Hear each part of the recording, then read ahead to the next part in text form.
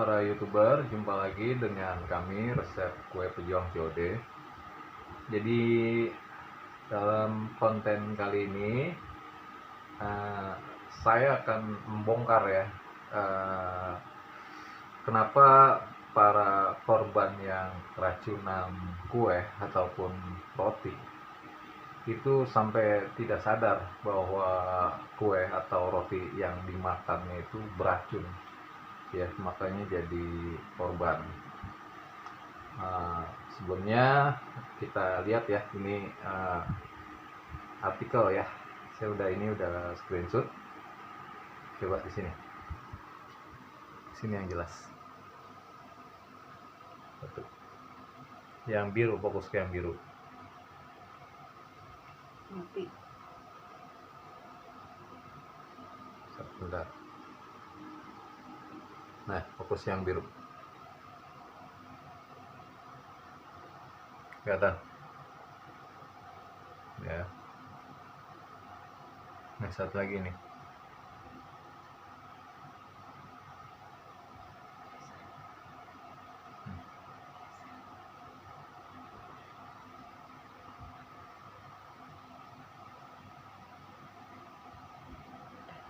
Enggak. Nah, jadi di dua artikel tersebut satu anak itu meninggal dalam hitungan jam dengan kondisi mulut berbusa. Yaitu yang kedua, seorang ibu-ibu harus dilarikan ke UGD ya. Itu kejadian di Jakarta Selatan ya. Kalau yang anak meninggal itu di daerah Nganjuk, Jawa Timur. Kenapa mereka itu bisa sampai keracunan tapi tidak sadar bahwa makanan yang dimakan itu beracun ya. Oke. Nah, tadi kan udah lihat ya yang di lingkaran biru ya, yang pertama dimakan oleh ibu-ibu ya. Jadi dia itu makan lemper. Jadi pas makan, dia cerita pas keracunan bahwa lemper yang dimakan itu satu, dia bilang itu berlendir, dan kedua tidak bau. Nah, jadi di sini mulai ada ini ya, sedikit kecurigaan ya, keanehan ya. Satu ya, makanan yang udah basi itu pasti berlendir ya. Terus kedua, otomatis makanan apalagi seperti lemper ya, itu kalau udah basi itu pasti bau ya.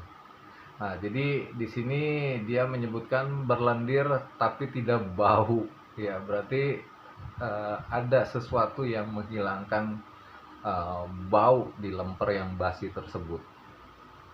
Nah, jadi kalau saya itu memperkirakan kan ya, bahwa di lemper tersebut ya, itu terdapat oplosan amonia ya. Jadi amonia itu kimia yang sering dipakai untuk pembasmi serangga. Jadi ada campuran dari amonianya ya.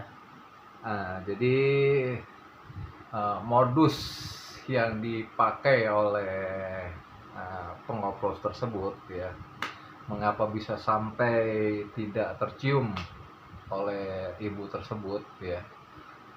Nah, jadi amonia itu fungsi untuk di lempernya itu mematikan jamur ya, mematikan jamur. Nah, jadi kalau jamurnya itu mati, otomatis aroma basinya itu tidak tercium ya.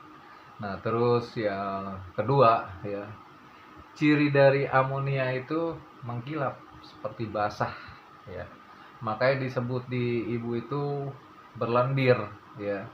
Jadi ibu itu udah ini ya, udah tidak merasakan lagi rasa yang nggak enak ya, karena dengan oplosan amonia tersebut ya, rasa makanan yang basi itu menjadi hambar, baal. Ya, jadi dia udah nggak merasakan rasa yang nggak enak. Nah, sementara untuk kasus yang kedua ya, itu seorang anak yang meninggal ya dalam hitungan jam ya. Jadi ikut prihatin juga ke keluarga korban ya. Jadi dia itu memakan roti yang udah kadaluarsa ya. Nah, jadi roti yang udah kadaluarsa pasti otomatis itu eh, tidak enak ya, tidak enak rasanya dan juga ada baunya. Nah, tapi kenapa anak itu tetap memakan roti tersebut ya? Nah, jadi itu kemungkinan besar itu ada campuran amonianya ya, campuran amonia satu, jadi membuat roti itu tetap kering ya, jadi tidak basah. Kedua, akan mematikan jamur di roti tersebut, nah, makanya tidak bau ya. Nah, jadi untuk amonianya tersendiri itu terlihat ya, jadi di keterangan itu anak tersebut itu mengeluarkan busa ya, mengeluarkan busa ya. Jadi ini ciri yang sama ya dengan contoh orang yang ini ya, yang bundir minum obat serangga, dia pasti akan berbusa karena amonia itu oplosan yang sering dipakai ya. Dia ada salah satu campurannya yaitu amonia ya untuk obat anti serangga. Nah, jadi dari kejadian itu ya, makanya dua-duanya itu udah tidak bisa membedakan ya, mana makanan basi dan mana makanan yang udah beracun. Karena satu, dari hidungnya itu ya udah disamarkan dengan campuran amonia tersebut. Jadi amonia itu akan membunuh jamur dan bakteri yang ada di makanan tersebut, sehingga jamur dan bakteri tersebut tidak menimbulkan bau karena udah mati, udah kering ya. Nah, jadi untuk para orang tua ya, untuk para ibu atau para bapak ya, jadi untuk zaman sekarang itu harus lebih ekstra waspada lagi ya, karena para pengoplos atau pembuat kue atau makanan yang jahat itu sekarang udah levelnya udah bukan lagi menggunakan formalin ya, karena kalau formalin itu ada titik lemahnya, yaitu ketika udah mulai kadaluarsa itu mulai bisa tercium bau. Nah, sedangkan kalau untuk penggunaan amonia itu jangkanya bisa lebih panjang lagi ya, dan itu bisa membuat kering dari makanan tersebut, sehingga bau dari aroma basi itu nggak bakal bisa tercium. Nah, jadi para pengoplos, para pembuat kue jahat ini makin kesini makin dari tahun ke tahun itu makin pintar.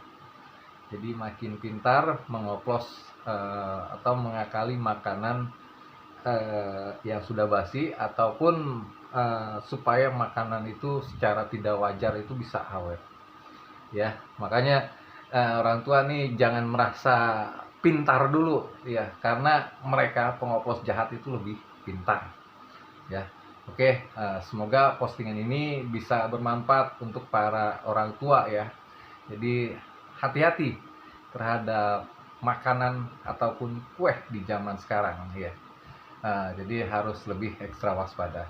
Oke, demikian postingan kali ini. Semoga bisa bermanfaat untuk semua. Wassalamualaikum.